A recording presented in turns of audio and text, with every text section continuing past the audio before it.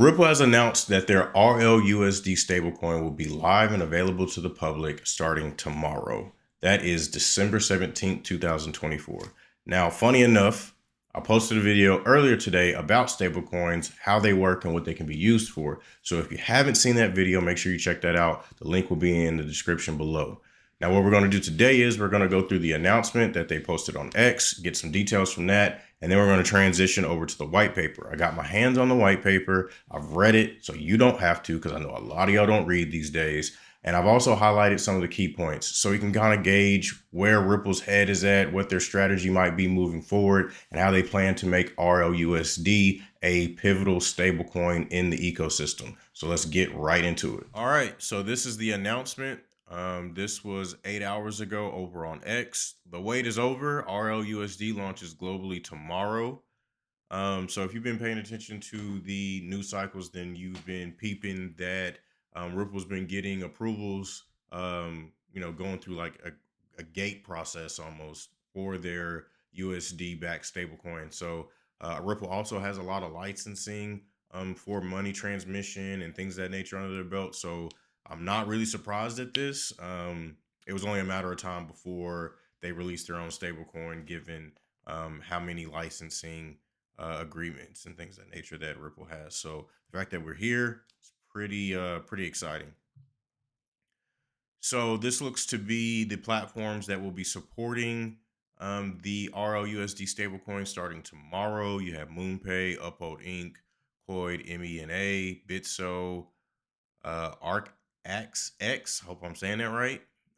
But if you've been in the XRP army or the XRP community for any amount of time, then you know Uphold has been down with the XRP community and the whole ecosystem since day one. They didn't delist XRP even after the SEC sued them. So, Uphold has definitely been an ally through all of this. So shout out to Uphold. Um, we got some details. So it looks like in addition to Shalia Bear, David Puth, and Chris Larson, the Ripple Stablecoin Advisory Board welcomes Raghuram Rajan, former Reserve Bank of India governor, Kenneth Montgomery, former first VP and COO, Federal Reserve Bank of Boston. So just like in Ripple fashion, they have some pretty major people joining their team or already on their team. This is not surprising whatsoever. If you've been paying attention to how Ripple moves, they get these big hitters and they get stuff done. So I'm not shocked by any of this. Um, why RLUSD? So obviously fully backed by US dollar deposits, multi-chain support. So RLUSD will be supported on both the XRP ledger and the Ethereum network. Makes sense. A lot of networks out there are EVM based, so it only makes sense for your stablecoin to support EVM, ERC20 technology, things of that nature. Um, sticking to Ripple's mantra, being built for cross-border payments, DeFi integration, and bridging between fiat and crypto. That's always been their MO. So I'm not shocked by any of this. And then that looks like they have a link to the white paper. So we'll get into that. All right, this is the Ripple USD, aka RLUSD white paper. Like I said, I've already gone through it and read it, and I've highlighted some of the key points, or at least the ones that I felt were important enough without getting too deep into the weeds. So we can get into that real quick and go through these. RLUSD is natively issued on the XRP ledger, or XRPL for short, and the Ethereum networks. So to me, that makes a lot of sense because a lot of EVM networks or ERC20 based networks hold most of the DeFi capital or DeFi space. They take up a lot of market share in the DeFi space, basically. So for you to gain as much market share or exposure for your stablecoin as possible, it makes a lot of sense to be supported on those types of chains, in particular Ethereum. Um, USDC, USDT are the current top two stable coins that take up a lot of market share. So if that is your competitor, you need to be exposed as much as possible to networks that make sense, right? To try and capture as much as that market share. So RLUSD is issued by Standard Custody and Trust company, LLC, or SCTC for short. SCTC is a wholly owned Ripple subsidiary that maintains a charter from the New York State Department of Financial Services, or NYDFS. So I believe Ripple acquired standard custody a couple years ago. And in my opinion, this was probably one of the main reasons. I mean, they had charters already in some of the most strict areas of operation in terms of finance. One of them, or the most strict one, is New York. So the fact that you already have that type of licensing and charter in New York is pretty huge. So Ripple, in good Ripple fashion, acquired them, inherited those licenses and charters, so now they can do their business using those charters and licensing throughout New York, and without having to go through the approval process separately. So they kind of just acquired that through inheritance. So that's pretty nice. And if you are able to meet New York's laws in terms of finance, then you must be doing something right, because they have a lot of strict regulations they have to follow. Like I said, New York State is one of the most strict places on the planet when it comes to financial services, rules and regulations, and things of that nature. So it's pretty big. All right, so Whitepaper just kind of highlights stablecoins and what they are. So stablecoins are specialized digital currencies intended to maintain a consistent value of that of another asset, like fiat currencies, cryptocurrencies, or commodities. So, like I said in my previous video, stablecoins, they represent a stable value. Within crypto, where swings are crazy in either direction, you need something that is not so, erratic. So having a stable coin that represents a dollar, or backed by U.S. dollars or U.S. dollar cash equivalents, that's huge for this ecosystem. You can use stable coins for several different things. Ripple seems to be highlighting cross-border payments, which they say are plagued by high costs, slow transaction times, and lack of transparency, making it inefficient for both individuals and businesses. So if you ever try to send some money overseas, then you know what this is talking about.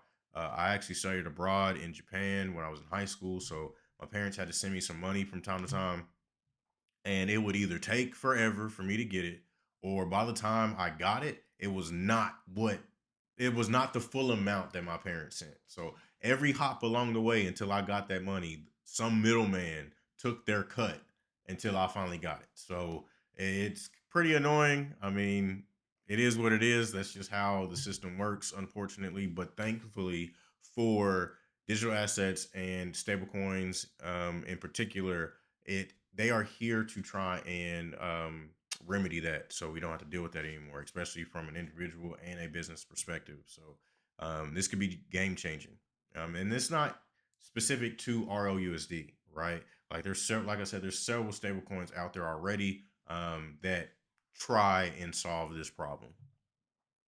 So RLUSD is a fiat-backed stablecoin that is issued in accordance with the NYDFS stablecoin guidance. So again, they're adhering to that those New York laws around stablecoins.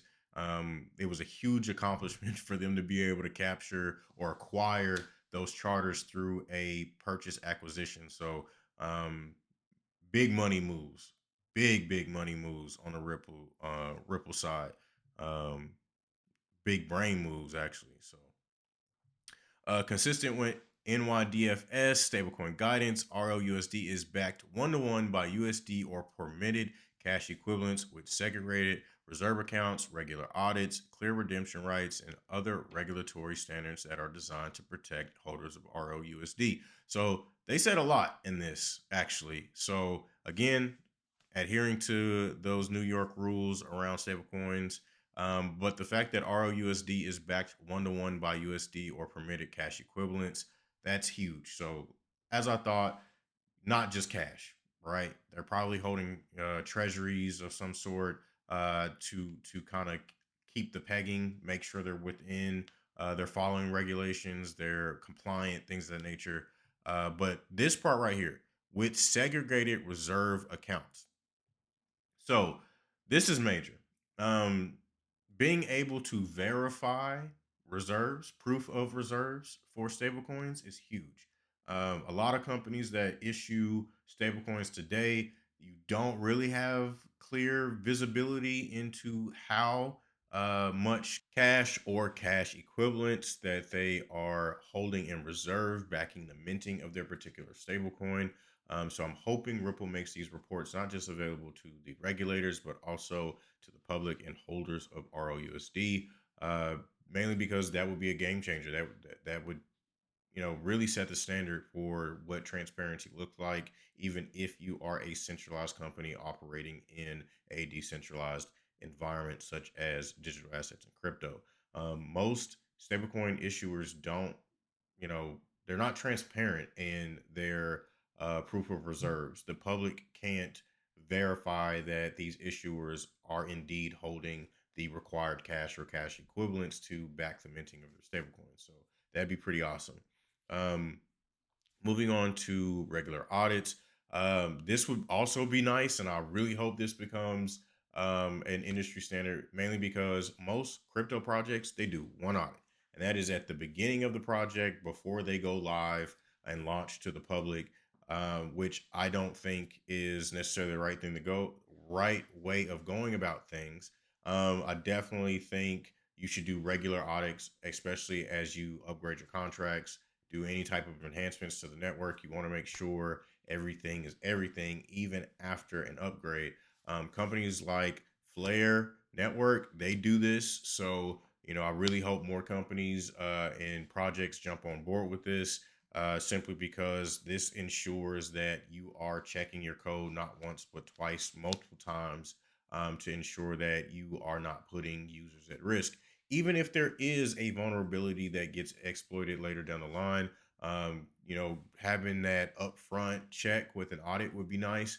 And there are several ways to kind of mitigate the loss of funds. Through like companies like Hypernative, things of that nature. I don't know if Ripple's using anybody like that, but just having that regular audit, having a contingency plan if something were to happen as in terms of an exploit is key to being successful in this industry. So kudos to Ripple for that.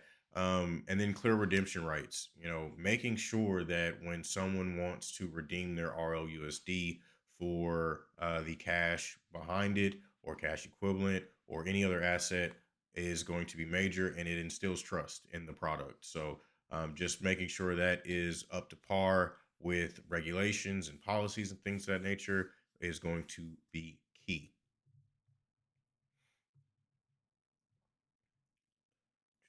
All right. So, going on, they're basically saying that SCTC or standard custody is the issue of RLUSD, and they also retain the exclusive control over RLUSD's key functionality. So, even though standard custody is a subsidiary of Ripple, it's almost like a separation of powers. It's a different entity, it's an LLC. Uh, you don't want all of the power necessarily rolling up directly through Ripple. You kind of want to have some indirect routes there. And like I said, separation of powers. So SCTC will control the minting and burning of RLUSD. These operations are governed by on-chain roles assigned to SCTC's internal accounts and are secured by a custom multi-sig contract that requires multiple authorized signatures to validate contracts. Now, my only thing that I don't like about this is multi-sig. I don't really like multi-sig by any means. A lot of multi-sigs back in the day, or even not too far back in the day, were the epicenter of exploits that lost a lot of money for users, not specifically Ripple, but if you just kind of Google search multi-sig exploit, I'm pretty sure multiples will come up. Definitely not a fan of multi-sig, but if they're doing it in a ultra secure fashion, which I'm sure Ripple is, then that will probably take some of the worry out of those that kind of understand how multi-sigs work and that whole again separation of powers, needing multiple keys, things of that nature. So we'll have to stay tuned for that. Um, Going into RLUSD reserve management, it states that the RLUSD reserve is composed of a mixture of USD and permitted cash equivalents, including but not limited to government money market funds and short-term U.S. Treasury bills held at the NYDFS approved depository institutions and custodians. So again, going back to what's actually backing RLUSD, you have cash, you have money market funds, and you have short-term Treasury bills. So that sounds like Ripple's approach to ensuring the backing is stable for the RLUSD stablecoin. I know of a lot of different companies that use a mix of this, so nothing too surprising here. Just again, going with industry standard, making sure that they're well within compliance for the NYDFS, especially with who's actually holding and custodying those short-term treasury bills and money market funds. So all is good. All right, now we're gonna get into some use cases. So they say RLUSD allows for various use cases to facilitate financial markets. Ripple will use RLUSD as a component of the company's multi-billion-dollar cross-border payments platform. While built with cross-border payments and institutional adoption in mind, RLUSD is available for many other integrations as well. Described below are just a few of the immediate potential use cases RLUSD is able to support or serve. Excuse me. Let's get back to that graphic. Okay, so there's 90 plus payout markets, both crypto and fiat, 35 million lifetime transactions in terms of cross border payments, I'm assuming, and $70 billion in estimated transaction volume. So, pretty big numbers here. So I didn't highlight anything here, mainly because this does get into some of the weeds. I mean, obviously, you have foreign exchange markets, you have global access to a digital dollar, which is major, especially if you're overseas. Um, Even though we may feel like the US dollar is not the best given its level of inflation overseas, dollar is still king. So if you can get your hands on the US dollar, then you're doing pretty well if you're overseas. So having access to a stable US dollar denominated stablecoin, it's pretty big. Especially again being overseas, needing to still make payments, participate in financial instruments, things of that nature. That's pretty big. So more use cases, trade settlement asset for banks and fund managers. Instead of going back and forth with a volatile asset such as crypto, you have a stable asset like ROUSD. So that'll make bank to bank transfers pretty seamless and easy to keep up with. Real world asset tokenization, which is RWAs. If you don't know about RWAs, it's definitely something I'll be covering in a future video, but it's one of the emerging crypto narratives that I think we should be paying attention to. RWAs could be anything like real estate, commodities, government bonds, anything like that. That is physical in a way. Being able to bring those assets on chain and trade the value of those assets is going to be major.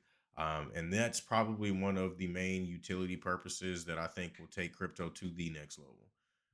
Then you, of course, have on and off ramps. But it looks like in this graphic, top three use cases of stablecoins, you have 91% going to crypto trading, which again, during bull market times, bull cycles, you have a lot of people taking profits into a stablecoin and they hold it in stables to either participate in, a stable yield generating product with a stablecoin, or they wait to buy any asset lower, waiting for that dip to come that always naturally comes. Then you have 70% going to peer-to-peer payments, and then you have 63% for savings. These numbers are pretty impressive, especially these two. I already knew about crypto trading, but the fact that regular people like you and I are using stablecoins more and more to pay each other, kind of like Apple Pay, but make it crypto and decentralized, that would be pretty dope.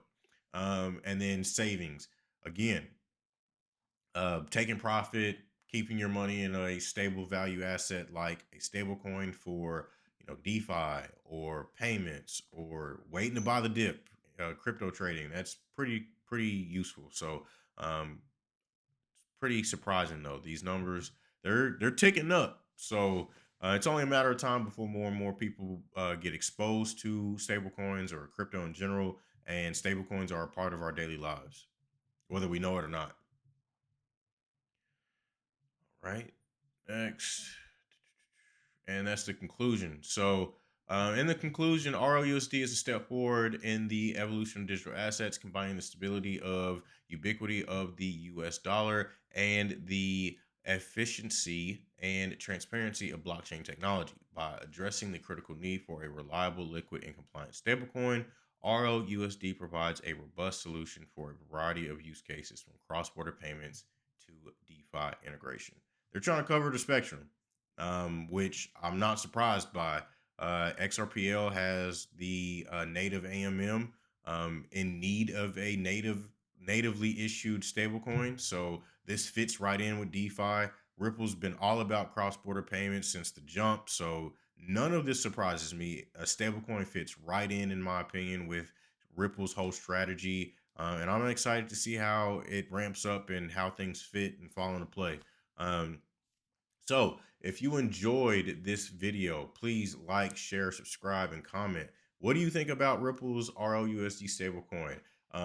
They have a lot of ground to cover, especially with USDC and USDT essentially controlling the market.